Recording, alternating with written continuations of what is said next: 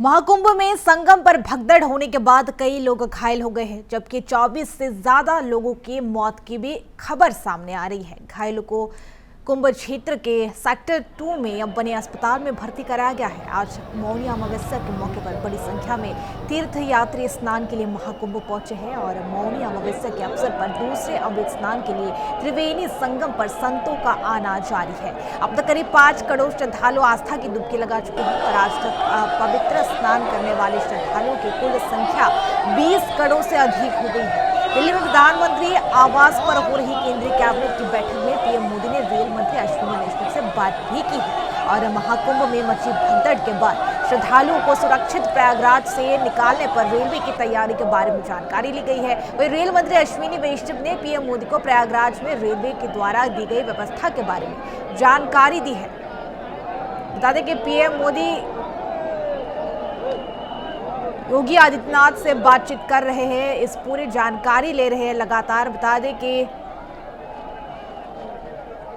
महाकुंभ में संगम पर भगदड़ मची, जहां अब खबर ये निकल के आ रही है कि 35 से 40 लोगों की मौत हो चुकी है और भगदड़ के बाद नियंत्रण में हालात है और अखाड़ों के संत अब स्नान करने पहुंच रहे हैं, लगातार जारी है।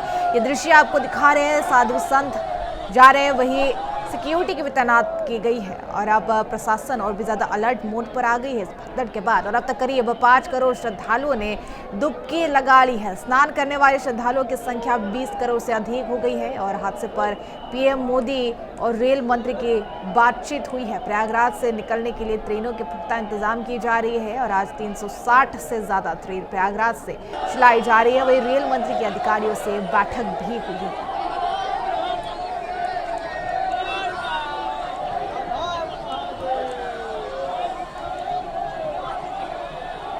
प्रयागराज के संगम तट पर मंगलवार बुधवार की रात करीब 1:30 बजे भगदड़ मची थी। हादसे में अब तक 35 से 40 लोगों की मौत होने की खबर आई और 70 से ज्यादा लोग घायल हैं। मरने वालों की संख्या बढ़ सकती है। 50 से ज्यादा श्रद्धालु घायल हैं। वे रिपोर्ट्स के मुताबिक मेडिकल कॉलेज में पहले 14 शव पोस्टमार्टम के लिए लाए गए थे। बता दें कि भगदड़ जो मची, इसके बाद जो हालात वहां उत्पन्न हुआ वो देखने लायक थे। अब हमारे संवाददाता न्यूज डेस्क से सूरज सकिया जुड़े हुए। सूरज सकिया, इस पर प्रकाश डालिए, ये घटना कैसे घटी, क्या कुछ? मौनी अमावस्या के जो तड़के के मौके पर कल रात 1:30 बजे भी ये प्रयागराज में ये दुखद घटना हुआ। करीब 35 से 40 लोगों की मौत हो चुकी है इस घटना में। जिस तरह से वहाँ के जो सूत्र है, जो दैनिक जो वहाँ के जो पत्रकार है और वहाँ के जो संवाद माध्यम है, जो उनके क्षेत्र से जो खबर आ चुकी है, उसके मुताबिक करीब 1:30 बजे में मौनी अमावस्या के मौके पर करीब 8 से 10 करोड़ श्रद्धालु उस मौके पर आए थे और सबका लक्ष्य था कि जो संगम जो तट है उस क्षेत्र पर उनको स्नान करने का हर किसी का लक्ष्य था। उस लक्ष्य को आगे लेके एक समय ऐसा आ गया कि जो बैरिकेड को तोड़ के वहाँ के जो लोग थे, उस लोग वो बैरिकेड तोड़ के वो आगे गए। तब सिक्योरिटी का वहाँ में जितना सिक्योरिटी है, एक बात बताना होगा कि जो सिक्योरिटी प्रयागराज में जो कुंभ मेला के अवसर पे जो सिक्योरिटी है, सिक्योरिटी लेकिन काफ़ी टाइट है, लेकिन श्रद्धालु का जो जनसंख्या था इतना ज़्यादा था कि कंट्रोल के बाहर हो गया। तब एक के बाद एक अफरा तफरी ही हुई और मैं जिस तरह से मैं बताना चाहता हूँ कि वो एक जनसैलाब हो गया, जनसैलाब, क्योंकि 8 से 10 करोड़ के लोगों को मैं फिर से बताना चाहता हूँ कि रोज़ का समागम हो रहा है उस तट पे, वो जो पवित्र तट है वहाँ पे स्नान करने के लिए। और साथ ही साथ एक बात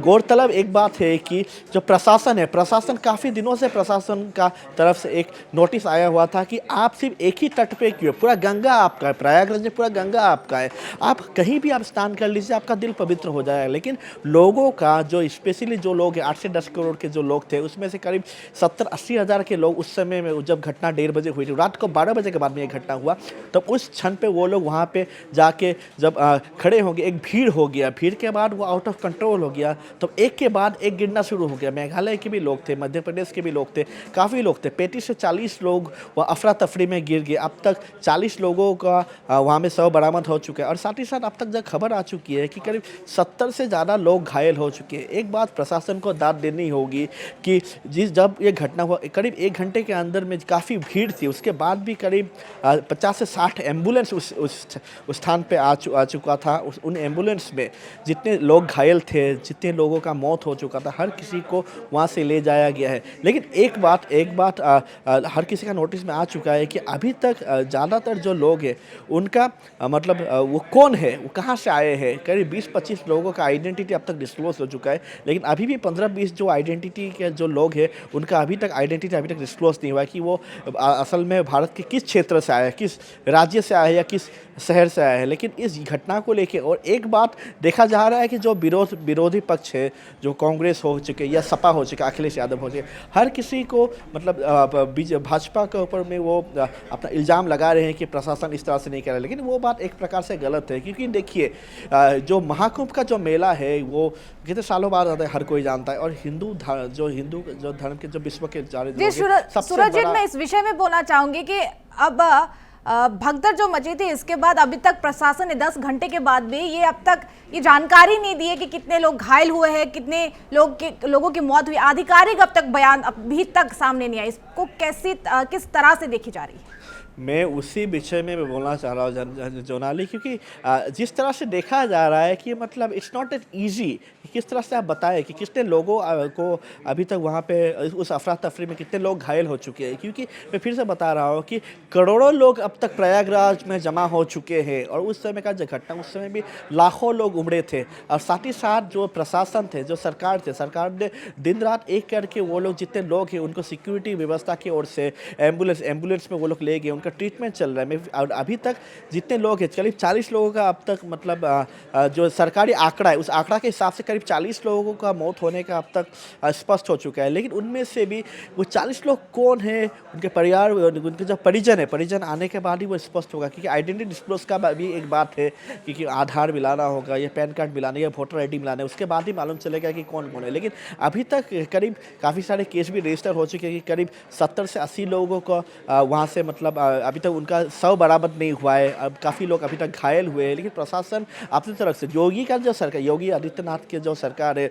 वो जोरों शोरों से ये काम कर रही है कि महाकुंभ का जो महाआयोजन और मौनी अमावस्या को लेकर, कल से मैं भी बताना चाह रहा हूँ, मौनी अमावस्या के तड़के में ये जो घटना हुई, अभी तक सरकार की तरफ से, प्रशासन का ओर से वो लोग अपनी सारी चुनौतियों को ऐसा नमूद करके वो ट्राई कर रही है, वो चेष्टा कर रही है कि किस तरह से ये जो घटना में जितने लोग का अभी तक देहांत हो चुका है, उनके परिजनों को उन पास काश इतनी जल्दी हो सके, उनके शव भेजा जा सके, उस तरह के भी एक मतलब मीटिंग चल रही है जो प्रयागराज में, जो योगी का जो सरकार के जो वरिष्ठ जो उनके अधिकारियों के बीच में एक मीटिंग चले, और एक हाई प्रोफाइल उनके बीच में भी एक बड़ी समिति भी गठन हो चुकी है कि इसका इंक्वायरी करने के लिए किस तरह का सिक्योरिटी लैप्स असल तरीके से हुआ था, उसको लेकर एक हाई प्रोफाइल एक इंक्वायरी कमेटी भी गठन हो चुकी है, जहाँ तक कि जिस सूत्रों से अभी तक हमारे हवाले में जो खबर आई है। जोनाली, धन्यवाद आपका सूरजजीत। अधिक जानकारी के लिए आपसे रुक करेंगे हम।